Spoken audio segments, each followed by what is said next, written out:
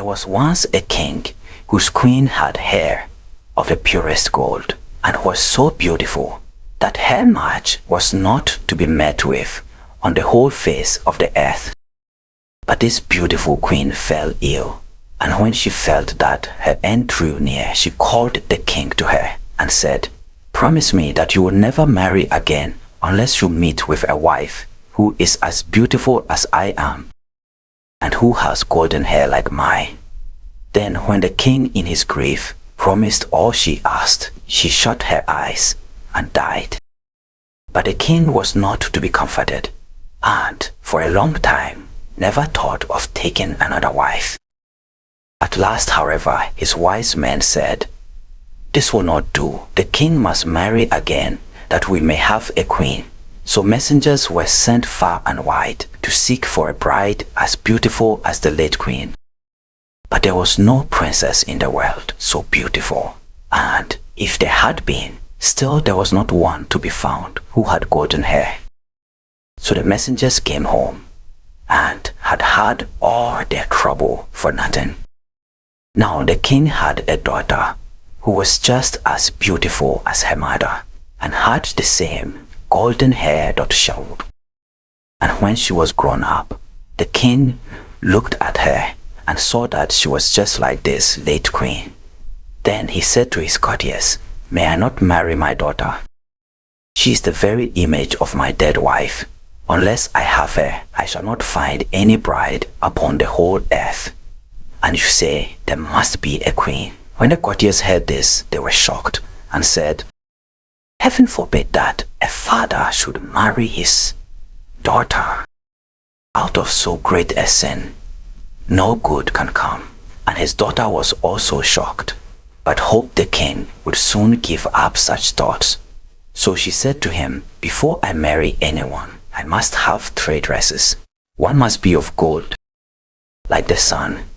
Another must be of shining silver, like the moon. And a third must be dazzling as the stars.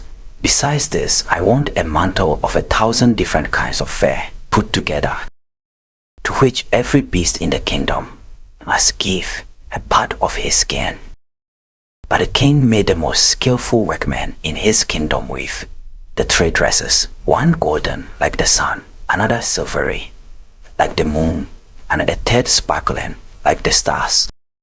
And his hunters were told to hunt out all the beasts in his kingdom, and to take the finest fur out of their skins. And thus a mantle of 1,000 furs was made. When all were ready, the king sent them to her. But she got up in the night when all were asleep and took 3 of her trinkets, a golden ring, a golden necklace, and a golden brook, and packed the 3 dresses of the sun, the moon, and the stars up in a nutshell, and wrapped herself up in the mantle, made of all sorts of fur, and besmeared her face and hands with soot. Then she threw herself upon heaven for help in her need, and went away and journeyed on the whole night, till at last she came to a large wood. As she was very tired, she sat herself down in the hollow of a tree, and soon fell asleep. And there she slept on till it was midday. Now as the king to whom the wood belonged was hunting in it, his dogs came to the tree and began to snuff about, and ran round and back. "Look sharp," said the king to the huntsmen, "and see what sort of game lies there." And the huntsmen went up to the tree, and when they came back again, said, "In the hollow tree there lies a most wonderful beast, such as we never saw before. Its skin seems to be of 1,000 kinds of fur, but there it lies fast asleep.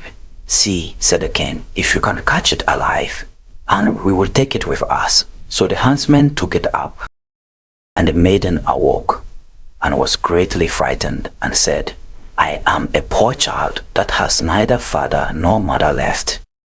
Have pity on me, and take me with you." Then they said, "Yes, Miss Catskin, you will do for the kitchen. You can sweep up the ashes and do things of that sort." So they put her into the coach and took her home to the king's palace.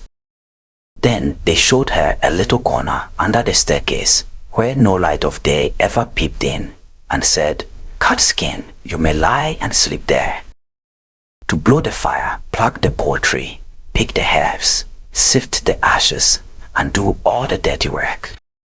Thus Catskin lived for a long time very sorrowfully. "Ah, pretty princess," thought she, "what will now become of thee?" But it happened one day that a feast was to be held in the king's castle, so she said to the cook, "May I go up a little while and see what is going on? I will take care and stand behind the door." And the cook said, "Yes, you may go, but be back again in half an hour's time to rake out the ashes." Then she took her little lamp and went into her cabin and took off the fur skin and washed the soot from off her face and hands, so that her beauty shone forth like the sun from behind the clouds. She next opened her nutshell and brought out of it the dress that shone like the sun, and so went to the feast. Everyone made way for her, for nobody knew her, and they thought she could be no less than a king's daughter. But the king came up to her and held out his hand and danced with her, and he thought in his heart, "I never saw anyone half so beautiful." When the dance was at an end, she curtsied, and when the king looked round for her, she was gone. No one knew whither. The guards that stood at the castle gate were called in, but they had seen no one. The truth was that she had run into her little cabin, pulled off her dress, blackened her face and hands, put on the fur-skin cloak, and was catskin again. When she went into the kitchen to her work and began to rake the ashes, the cook said, "Let that alone till the morning, and heat the king's soup. I should like to run up now and give a peep. But take care you don't let a hair fall into it, or you will run a chance of never eating again." As soon as the cook went away, Catskin heated the king's soup and toasted a slice of bread first, as nicely as ever she could. And when it was ready, she went and looked in the cabin for her little golden ring and put it into the dish in which the soup was. When the dance was over, the king ordered his soup to be brought in, and it pleased him so well that he thought he had never tasted any so good before. At the bottom he saw a gold ring lying, and as he could not make out how it had got there, he ordered the cook to be sent for. The cook was frightened when he heard the order, and said to Catskin, "You must have let a hair fall into the soup. If it be so, you will have a good beating." Then he went before the king, and he asked him, "Who had cooked the soup?" "I did," answered the cook docilely. But the king said, "That is not true. It was better done than you could do it." Then he answered, "To tell the truth, I did not cook it, but Catskin did." "Then let Catskin come up," said the king. And when she came, he said to her, "Who are you?" "I am a poor child," said she, "that has lost both father and mother." "How came you in my palace?" asked he. "I am good for nothing," said she, "but to be scullion girl, and to have boots and shoes thrown at my head." "But how did you get the ring that was in the soup?" asked the king. Then she would not own that she knew anything about the ring, so the king sent her away again about her business. After a time there was another feast, and Catskin asked the cook to let her go up and see it as before. "Yes," said he, "but come again in half an hour, and cook the king the soup that he likes so much." Then she ran to her little cabin, washed herself quickly, and took her dress out, which was silvery as the moon, and put it on. And when she went in, looking like a king's daughter, the king went up to her and rejoiced at seeing her again. And when the dance began, he danced with her. After the dance was at an end, she managed to slip out, so slyly that the king did not see where she was gone. But she sprang into her little cabin and made herself into Catskin again. And went into the kitchen to cook the soup.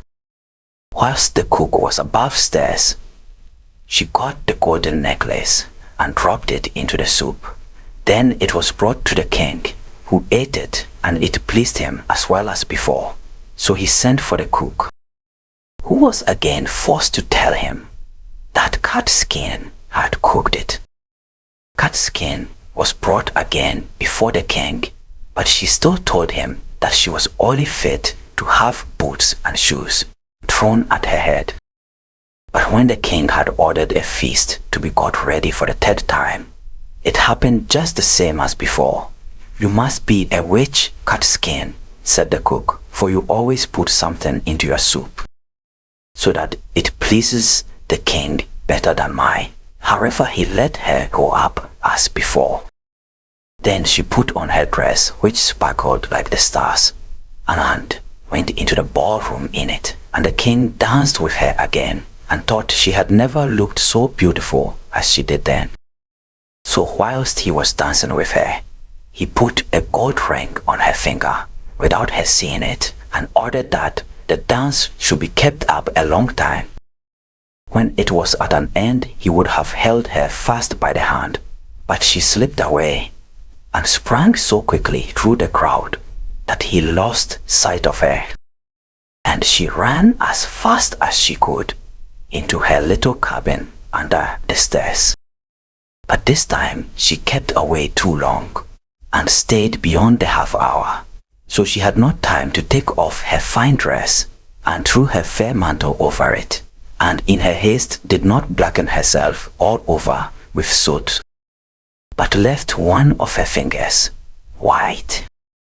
Then she ran into the kitchen and cooked the king's soup, and as soon as the cook was gone, she put the golden brooch into the dish. When the king got to the bottom, he ordered catskin to be called once more, and soon saw the white finger and the ring that he had put on it whilst they were dancing. So he seized her hand and kept fast hold of it. And when she wanted to loose herself and sprang away, the fair cloak fell off a little on one side, and the starry dress sparkled underneath it. Then he got hold of the fair and tore it off, and her golden hair and beautiful form were seen, and she could no longer hide herself. So she washed the sweat and ashes from her face, and showed herself to be the most beautiful princess upon the face of the earth. But the king said, "You are my beloved bride, and we will never more be parted from each other." And the wedding feast was held, and a merry day it was as ever was heard of or seen in that country, or indeed in any other.